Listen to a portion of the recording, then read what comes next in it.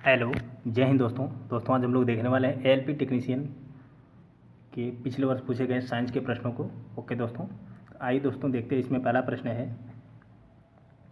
दोस्तों, बार बार पूछे गए प्रश्न, इन सब प्रश्नों को आप लोग अच्छे से याद कर लीजिएगा क्योंकि यही सब प्रश्न बार बार रिपीट होते हैं। ओके दोस्तों, तो देखते हैं। पहला प्रश्न है, पृथ्वी के चारों ओर चंद्रमा की गति किसके कारण होती है?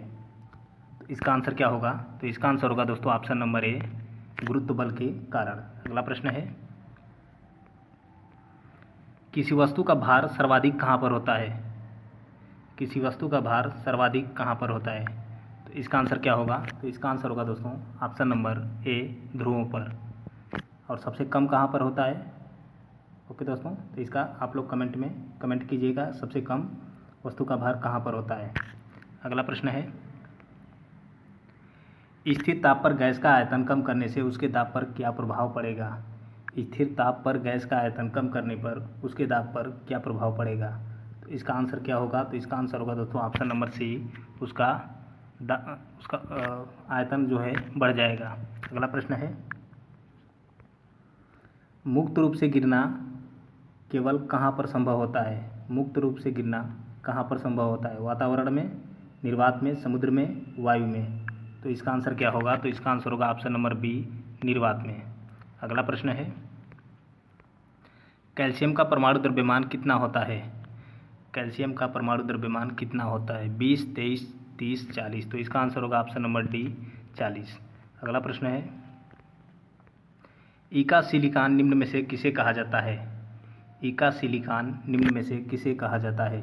तो इसका आंसर क्या होगा? तो इसका आंसर होगा दोस्तों ऑप्शन नंबर सी, जर्मेनियम को। अगला प्रश्न है, उदासीन विलयन का पीएच मान कितना होता है?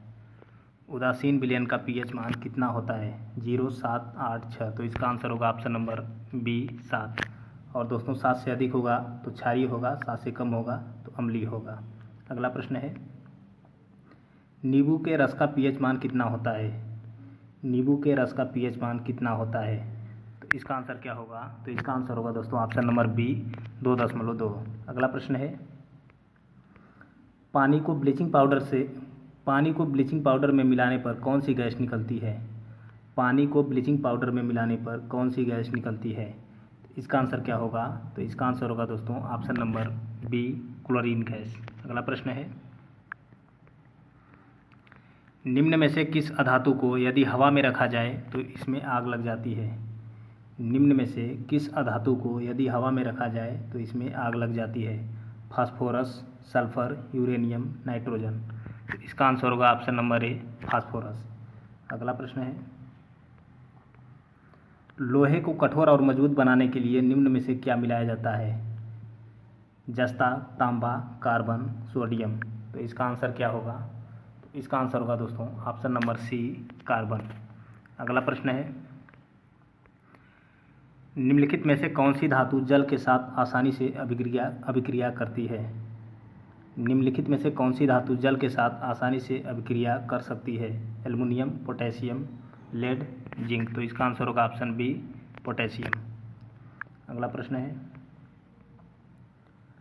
धावन सोडे की हाइड्रोक्लोरिक अम्ल के साथ अभिक्रिया कराने पर कौन सी गैस निकलती है? Hydrogen, oxygen, carbon dioxide, carbon monoxide? तो इसका आंसर होगा option number C, carbon monoxide. अगला प्रश्न है, मानव शरीर का सबसे बड़ा आंतरिक अंग कौन सा है? मानव शरीर का सबसे बड़ा आंतरिक अंग कौन सा है?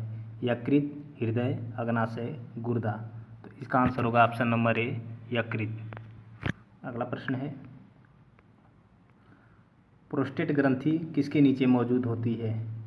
प्रोस्टेट ग्रंथि किसके नीचे मौजूद होती है? मूत्राशय, गुर्दा, अंडकोशिका, लिंग? तो इसका आंसर होगा दोस्तों ऑप्शन नंबर ए, मूत्राशय के नीचे।